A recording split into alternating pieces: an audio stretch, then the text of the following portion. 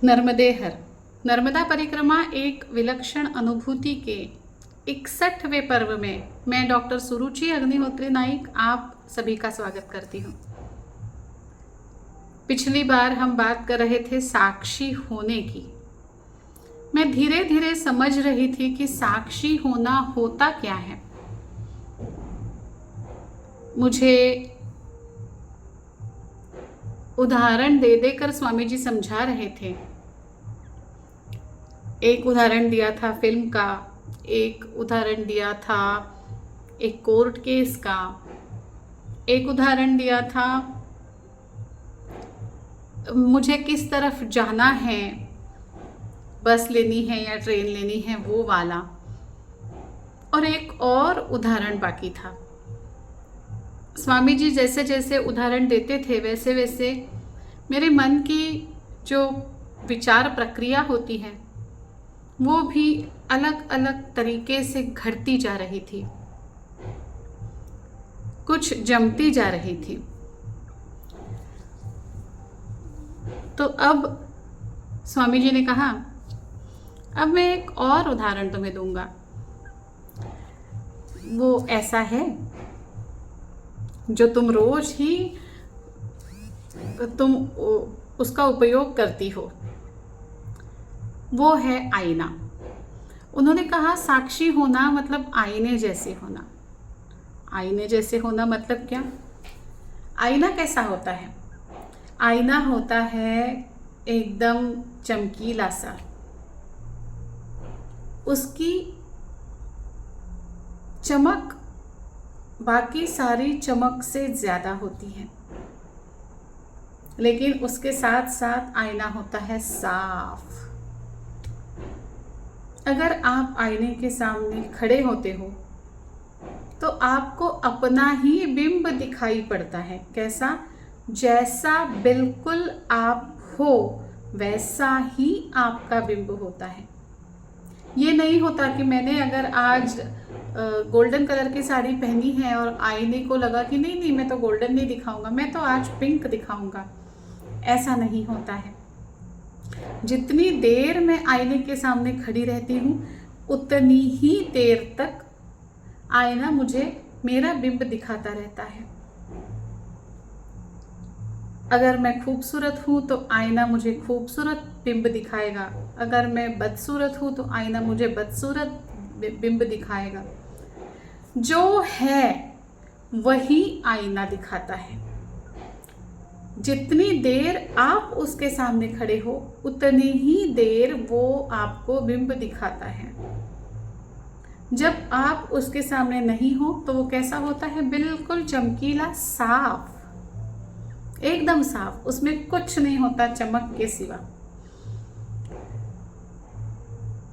स्वामी जी ने आगे कहा क्या कभी ऐसा हुआ है कि तुम्हारा चेहरा आईने को अच्छा लगा हो और इसलिए उसने वो पकड़ के रख दिया, और कल जब तुम आईने के सामने जाती हो तो वो कल वाला चेहरा दिखाया? ऐसा होता है? ऐसा नहीं होता। तो हमें आईने की तरह साफ होना है। हमारे अंतर्मन की, हमारे ज्ञान की चमक आईने की तरह होनी चाहिए, और हमारी रिएक्ट करने की वृत्ति, हमारी प्रतिक्रिया देने की वृत्ति भी आईने जैसी ही होनी चाहिए।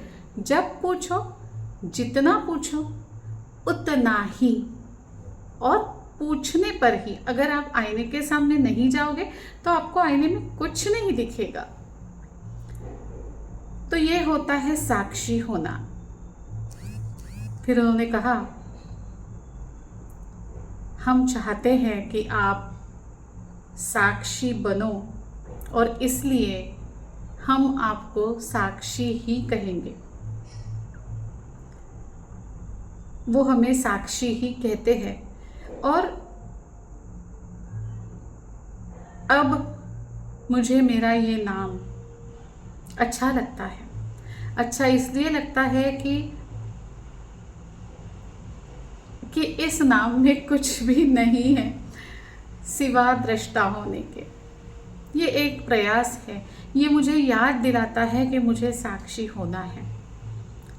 स्वामी जी किसी काम के लिए चले गए और मैं वहीं बैठी रही। मैं सोचती रही, कैसा है ना ये संसार, ये जीवन, ये कैसा है। सोचते सोचते मेरे नज़र के सामने एक चित्र सा आने लगा। एक पिंजरा है, उसमें एक पंछी है। कई दिनों से उस पिंजरे में है। वो पंछी खुश है। वो बाहर आकाश में उड़ते पंछियों को देखता है। थोड़े समय के लिए शायद उसे लगता है कि मैंने भी आकाश में उड़ना चाहिए। कभी वो सोचता है थोड़े समय के लिए कि मेरा ध्येय तो वही है, आकाश।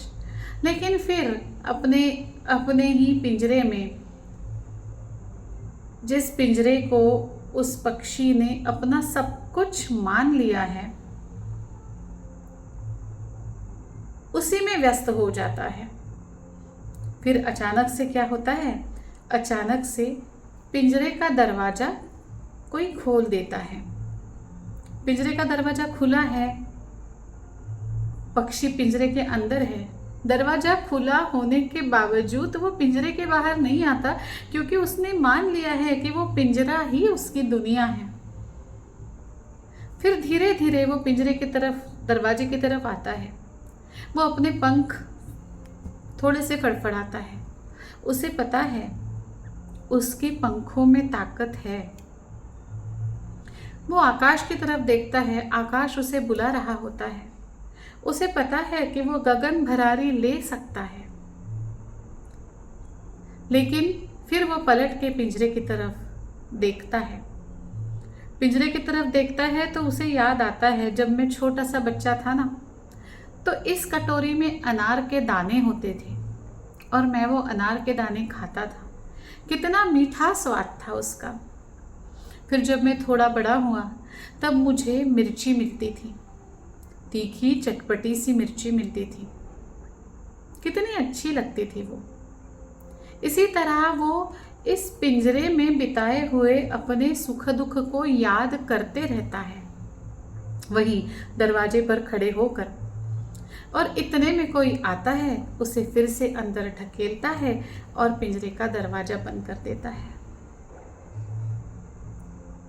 हम सब वैसे ही तो है। हमें पता सब है कि हमारे पंखों में बल है,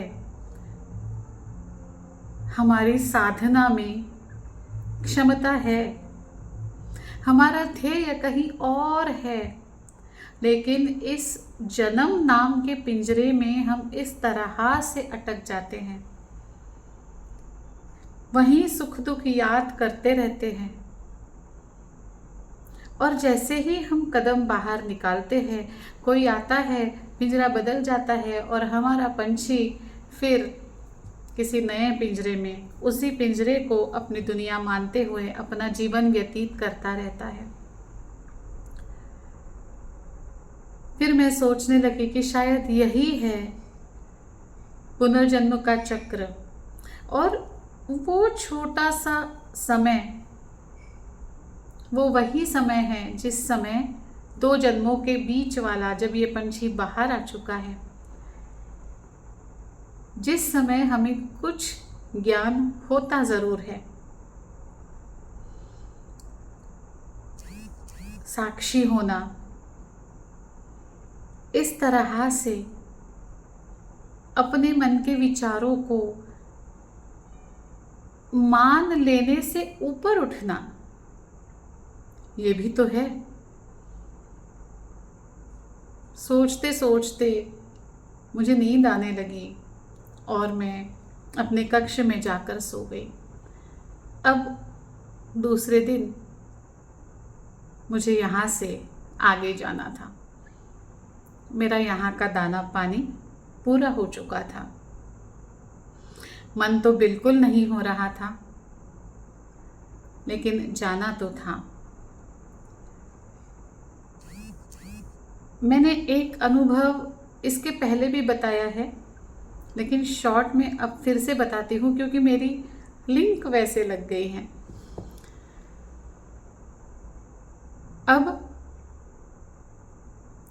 यहाँ से जब मैं आगे निकली, जब मैंने बताया था, मुझे पता है, जब मैं रो रही थी, आगे निकलने के समय मुझे रोना आ रहा था, और उसके बाद 7-8 दिन मात्र हुए होंगे, मेरे परिवार से बात हुई और तब मुझे ये पता चला था कि अब मुझे इंदौर आके बस जाना है। मैं मेरे माँ के पास थी, आ रही थी, तब मुझे ये लगा कि सच में जब हम किसी बात को अंदर से सोचते हैं, उसकी जो तीव्रता होती है उस सोच की, वो इतनी ज़्यादा होती है, और ख़ास कर वो किसी, क्या कहूँ, मुझे शब्द नहीं आ रहा है, साधना से कहें या किसी दिशा के तरफ ले जाने वाली अगर होती हैं, तो वो जो नर्मदा माई हैं या वो जो आपके गुरु हैं, वो आपको सही जगह पर ले ही आते हैं। ये आपके कल्पना के बाहर होता है। मेरे कल्पना के बाहर था, मैंने कभी ज़िंदगी में सोचा नहीं था कि मैं इंदौर आऊँगी, लेकिन ये होता है और मेरे साथ ऐसा हुआ। अब आगे चलते हैं। बड़े ही दुख नहीं कहूँगी, एक भारी मन सा हो रहा था महेश्वर को छोड़ के, क्योंकि महेश्वर के साथ एक लगाव सा हो गया था। लेकिन आगे तो निकलना होगा, परिक्रमा तो पूरी करनी होगी। तो मैं और बाबा हम मंडलेश्वर की तरफ जाने लगे। एक बार आपको याद होगा, कुबेर भंडारी के पास मुझे गन्ने का रस पीने का बड़ा मन कर रहा था और वो मुझे मिला नहीं था। हम आगे निकल गए थे। अब क्या हुआ, हम जब मंडलेश्वर की तरफ जा रहे थे तो वहाँ पे गन्ने के रस का ठेला था, और वहाँ का जो ठेले वाला था उसने हमें आवाज़ लगा के बुलाया और वो कहने लगा, आओ आओ माता जी, आपको गन्ने का जूस पीना है ना, अच्छा लगता है ना, आओ आओ ठंडा ठंडा जूस पी लो। जैसे ही उसने बोला मुझे कुंभेश्वर की याद आई। हाँ, ये एक कोइंसिडेंस हो सकता है, लेकिन मुझे याद ज़रूर आई और लगा कि अच्छा, तब मेरा गन्ने का रस पीना बाकी था, वो आज मुझे मैया दे रही है। गन्ने का रस हमने पिया और मंडलेश्वर हम करीब करीब 1 घंटे में पहुंच भी गए। वहाँ पे हम दत्त मंदिर में गए, लेकिन वहाँ पे कोई था नहीं। हमने आवाज़ लगाई, फिर हम राम मंदिर में जाने की सोच रहे थे। उतने में एक कोई तो आया और कहा कि ये जो सामने वाला घर है, आप वहाँ जाइए, वहाँ जहागीरदार जी रहते हैं, तो वो सेवा परिक्रमा वासियों की देते हैं। जहागीरदार मराठी नाम सुनकर मुझे बड़ा अच्छा लगा। हम वहाँ गए। जहागीरदार जो काका काकू थे, उन्होंने बहुत अच्छे से भोजन हमें परोसा, चाय हो गई, बहुत सी बातें हुई, और बातों बातों में मुझे ये पता चला कि यहाँ मेरे लिए कुछ है। मैया भी ऐसी है ना, जहाँ जहाँ मैं जाया करती थी परिक्रमा में, वहाँ वहाँ मेरे लिए कुछ खास मैया रखती ज़रूर थी। शाम के समय, दिया बत्ती के समय, जो जहागीरदार काका थे, उन्होंने मुझे मंदिर में बुलाया। छोटा सा ही मंदिर था, और उन्होंने मुझे कहा, कुछ मत बोलो, इधर उधर मत देखो, बस आंखें बंद करके बैठी रहो। जैसा उन्होंने कहा वैसा मैंने किया, आंखें बंद की और मैं वहाँ बैठी रही। कुछ ही समय बाद बिल्कुल हल्की हल्की सी मंद गंध सी आने लगी, बहुत खुशबू सी आने लगी, और अनायास ही मेरे हाथ जुड़ गए और आंखें तो बंद ही थी और मैंने प्रणाम किया। आपको याद है, बिल्कुल पहले पहले दूसरे भाग में कहीं होगा। लेले काका मुझे मिले थे मेरे परिक्रमा के पहले दिन, और उन्होंने मुझे बताया था कि अचानक से जब ऐसी खुशबू आती है तब हमारे पास कोई सिद्ध पुरुष, कोई बहुत अच्छी आत्मा, ईश्वर का वास, ऐसी कुछ चीज़ें जो बहुत पवित्र है वो हमारे इर्द गिर्द होती हैं, हमारे आसपास होती हैं।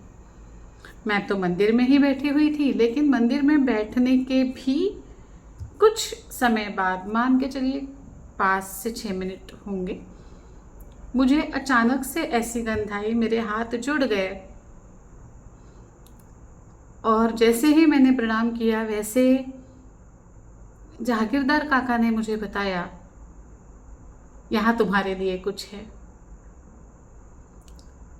उसके बाद उन्होंने बताया कि यहाँ पे तुम्हारे गुरु के गुरु आ करके गए हुए हैं, वासुदेवानंद सरस्वती मोठे महाराज, वो यहाँ पे आ करके गए हुए हैं, और तुम्हारे गुरु वो भी यहाँ पे आए हुए हैं।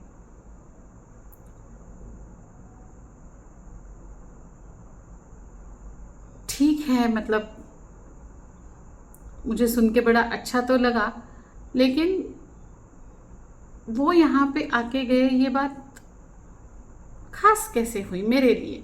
क्योंकि मुझे पता है वो तो हर जगह होते हैं, वो तो हर जगह जाते हैं, लेकिन खास बात तो उसके बाद हुई, बताती हूँ।